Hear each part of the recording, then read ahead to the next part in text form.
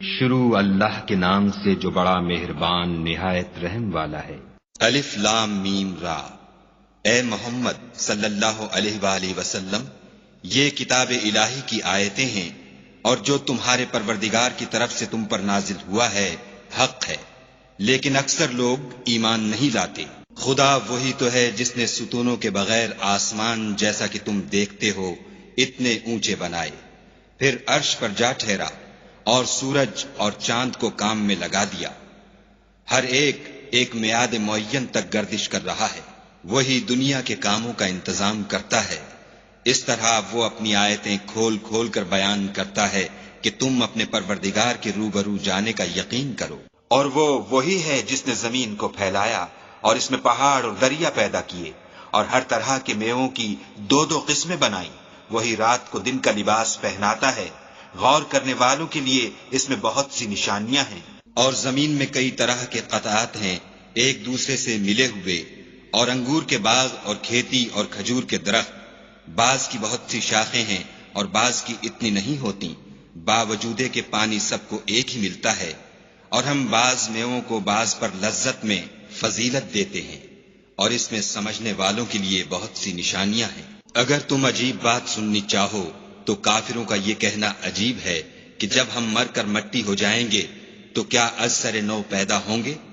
یہی لوگ ہیں جو اپنے پروردگار سے منکر ہوئے ہیں، اور یہی ہیں جن کی گردنوں میں طوق ہوں گے، اور یہی اہل دوزخ ہیں کہ ہمیشہ اس میں جلتے رہیں گے۔ اور یہ لوگ بھلائی سے پہلے تم سے برائی کے جلد خواستگار یعنی طالب عذاب ہیں، حالانکہ ان سے پہلے عذاب واقع ہو چکے ہیں۔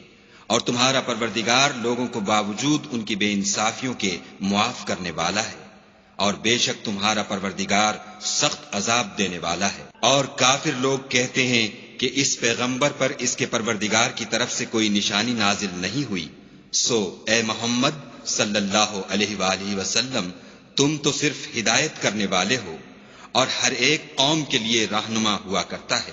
خدا ہی اس بچے سے واقف ہے جو عورت کے پیٹ میں ہوتا ہے، اور پیٹ کے سکڑنے اور بڑھنے سے بھی واقف ہے، اور ہر چیز کا اس کے ہاں ایک اندازہ مقرر ہے۔ وہ دانائے نہاؤ آشکار ہے، سب سے بزرگ اور عالی رتبہ ہے۔ کوئی تم میں سے چپکے سے بات کہے یا پکار کر، یا رات کو کہیں چھپ جائے یا دن کی روشنی میں کھلم کھلا چلے پھرے، اس کے نزدیک برابر ہے۔ اس کے آگے اور پیچھے خدا کے چوکیدار ہیں جو خدا کے حکم سے اس کی حفاظت کرتے ہیں۔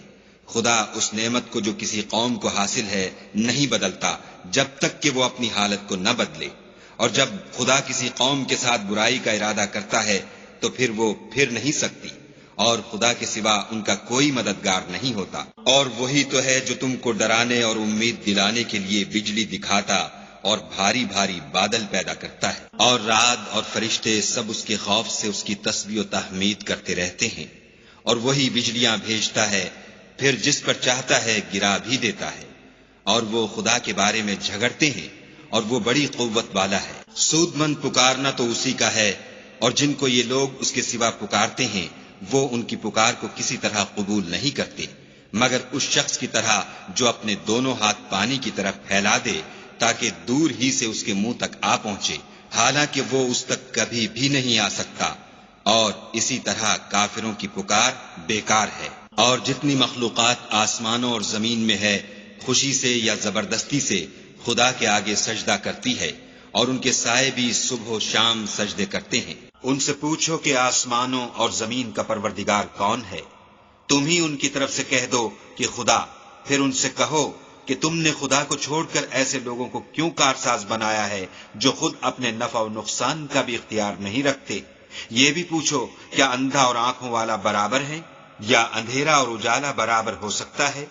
بھلا ان لوگوں نے جن کو خدا کا شریک مقرر کیا ہے، کیا انہوں نے خدا کی سی مخلوقات پیدا کی ہے جس کے سبب ان کو مخلوقات مشتبہ ہو گئی ہے؟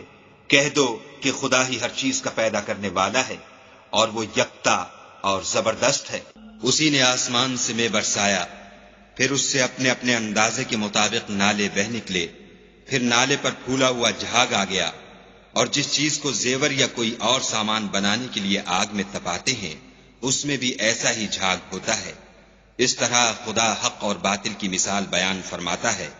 سو جھاگ تو سوکھ کر زائل ہو جاتا ہے، اور پانی جو لوگوں کو فائدہ پہنچاتا ہے وہ زمین میں ٹھہرا رہتا ہے۔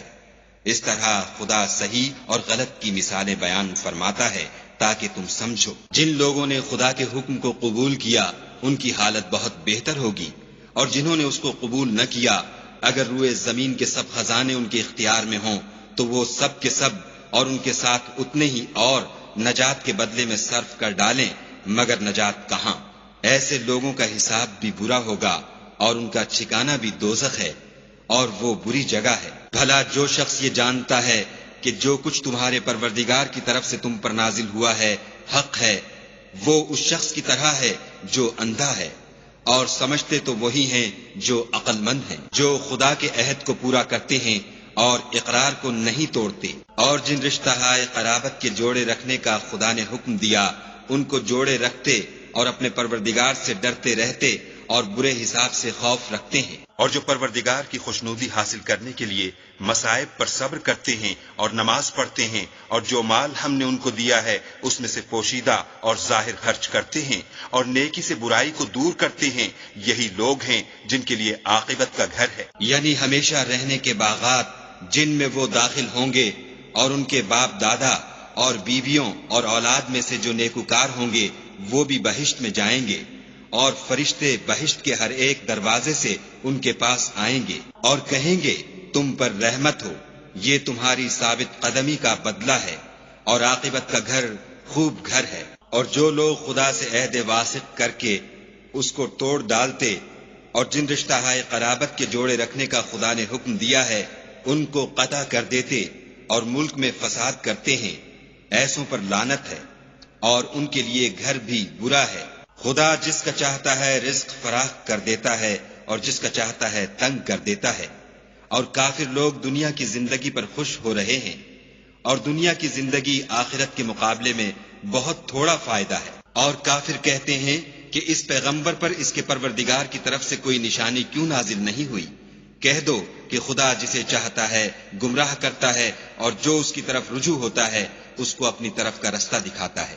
یعنی جو لوگ ایمان لاتے اور جن کے دل یاد خدا سے آرام پاتے ہیں ان کو، اور سن رکھو کہ خدا کی یاد سے دل آرام پاتے ہیں۔ جو لوگ ایمان لائے اور عمل نیک کیے ان کے لیے خوشحالی اور عمدہ ٹھکانہ ہے۔ جس طرح ہم اور پیغمبر بھیجتے رہے ہیں اسی طرح اے محمد صلی اللہ علیہ وآلہ وسلم ہم نے تم کو اس امت میں جس سے پہلے بہت سی امتیں گزر چکی ہیں بھیجا ہے، تاکہ تم ان کو وہ کتاب جو ہم نے تمہاری طرف بھیجی ہے پڑھ کر سنا دو۔